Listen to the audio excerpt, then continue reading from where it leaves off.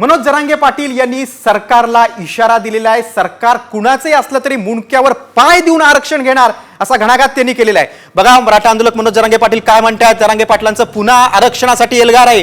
घरोघरी उपोषण करण्याची जरांगेंची हाक आहे। सरकार कुणाचे असलं तरी आरक्षण घेणारच असा निर्धार देखील मनोज जरांगे पाटलांनी केलेला आहे आणि पुढचं आंदोलन हे आझाद मैदानात असेल असं देखील जरांगे बोललेले आहेत। जरांगेंनी सरकार स्थापनेआधीच आता काय इशारा दिलाय पाहूया। या संदर्भातला एक सविस्तर रिपोर्ट। जरांगे पाटलांचा नवा डाव।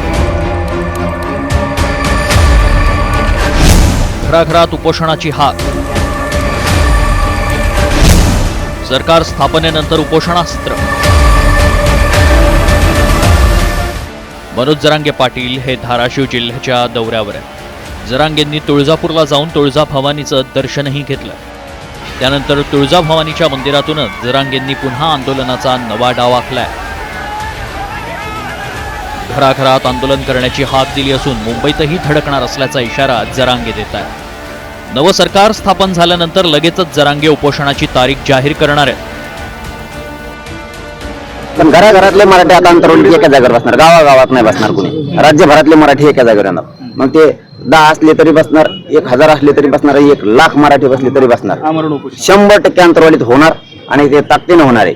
पण तारीख सरकार झाल्याशिवाय नाही। मग पुढे पुढे ढकली देऊन पाहिले सर लय चाबरे येते ते लगेच पुढे पुढे ढकली देऊन ते सरकारने बनायचं लवकर। ते म्हणते याला मरू द्या आधी उपोषण मग सरकार बनू तो राष्ट्रपती राजवडलो लय चाबरे येते। त्यामुळे त्यांचं सरकार झालं की मी तारीख डिक्लेअर केली। पण बहुतेक मुंबई सुद्धा होऊ शकतं। मराठा आरक्षण आंदोलक मनोज जरांगे पाटलांनी मराठा समाजाला आरक्षण मिळवून देण्यासाठी मोठा लढा उभारला। त्यांच्या आंदोलनानंतर सरकारनं मराठा समाजासाठी स्वतंत्र आरक्षणाला मंजुरी दिली।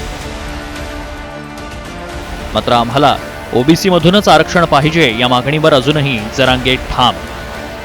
त्यांनी आरक्षणाच्या पार्श्वभूमीवर विधानसभा निवडणूक लढवण्याची तयारी देखील केली होती। मात्र ऐनवेळी माघार घेतली।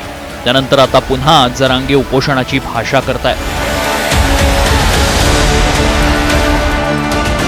महायुती सरकारची स्थापना होताच जरांगे पुन्हा आंदोलन सुरू करणार असल्यानं राज्यात पुन्हा आरक्षणाचा संघर्ष सुरू होणार यात शंका नाही।